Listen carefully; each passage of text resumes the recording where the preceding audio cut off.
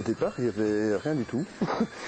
Donc on s'est rendu compte qu'il était possible de faire quelque chose à la Louvière, représentant le Létaré en général, pas le Létaré louviérois, mais les Létarés, leur spécificité par rapport à d'autres carnavals peut-être plus connus, et qui n'existait pas d'enregistrement sonore du tout, et surtout pas d'enregistrement sonore live.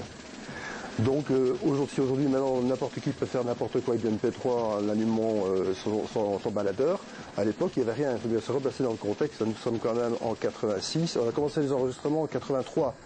Donc en 83, évidemment, en dehors de Micro-Neumann et de Nagra, il n'y avait rien. Donc on a commencé comme ça. Ce fut le début du travail qui a duré 3 ans pour le premier et 3 ans complémentaires pour le deuxième dans sa version que l'on connaît bien. Donc en 83, on s'est mis d'accord sur un planning de travail, de tournage, et nous avons en même temps rencontré les sociétés naturellement parce qu'il s'agissait de dire à un moment donné, attention, nous serons là, à différents moments, vous risquez de nous voir. Nous avons été voir l'Amicale, nous avons été voir les sociétés de Gilles, une par une, pour les convaincre de rentrer dans ce projet. Et puis on a rencontré un enthousiasme relativement intéressant. Tout le reste, après, c'est du travail de perchman, de gérer des petites bobines de 12 cm comme elle est dans sa poche. Voilà, c'était ça, de gérer des accus, être présent, être plus ordonné année après année pour identifier les morceaux, pour reconnaître des tons de rue, puisque vous avez des tonalités absolument différentes. Pour la rue des Amours, pas très loin d'ici, à la Louvière, qui a une sonorité très très particulière, par exemple. Ça, on l'a bien repéré.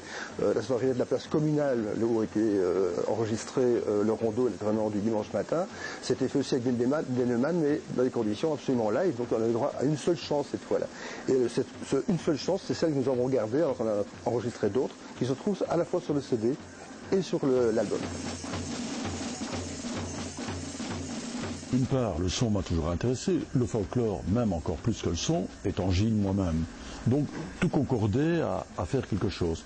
Et rien n'existait en véritable live dans tout ce qu'on connaissait. Donc là, le fait que ça ne passe pas par un studio pour le mixage, etc., c'est du propre, quoi, c'est du vécu.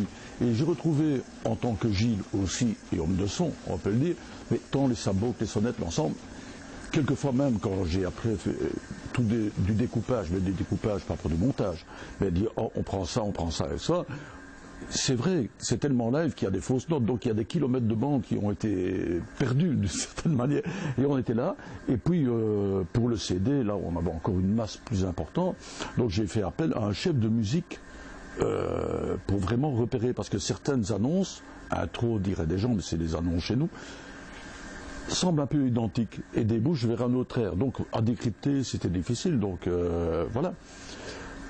On a presque l'ensemble des cahiers ici que l'on retrouve à Binche. Hein. Parlons-en quand même une seconde.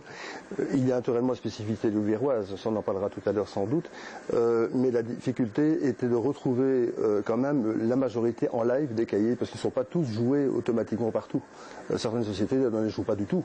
Ce qui implique naturellement un travail sur plusieurs années. Et si on veut absolument avoir en capture de façon plus exhaustive ce qui se produit dans les rues, il a fallu s'y mettre plusieurs années. C'est quasiment obligatoire. En fait, ceci est un reflet de ce qui se passe hors rempart. Par rapport à Binche, il faut quand même pouvoir le citer, etc.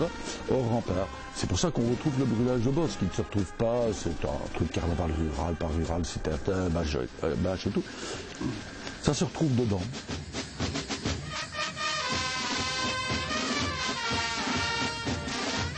Et Mi-temps des Camps, oui, c'est un quartier de la Louvière, mais cet air, il est repris quartier par quartier, commune par commune, etc. Ça peut être au Quai Louis ou des trucs comme ça. Voilà, ça c'est la différence. Et donc il y a le graphisme, il y a les airs, il y a un poème de Robert Romans, qui était président des scriveurs du centre à ce moment-là. Il y a Gilles, lui-même était Gilles dans une société ici. Ah ben voilà. Et on l'a repris même sur le CD, alors qu'à ce moment-là, Robert était décédé, avec l'accord de sa veuve, de son beau-fils, Christian Quidet, qui s'occupe d'ailleurs des scriveurs du centre. Mais voilà, on a reproduit la même chose. Avec une préface de Michel Debeau, oui, qui a quand même soutenu le projet, hein, la ville de la Louvière et Michel Debeau. Tout à fait.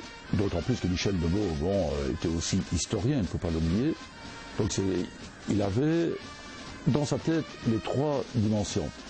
D'historien, de quelqu'un qui aimait le folklore, et de bourgmestre, effectivement, de la Louvière. Voilà.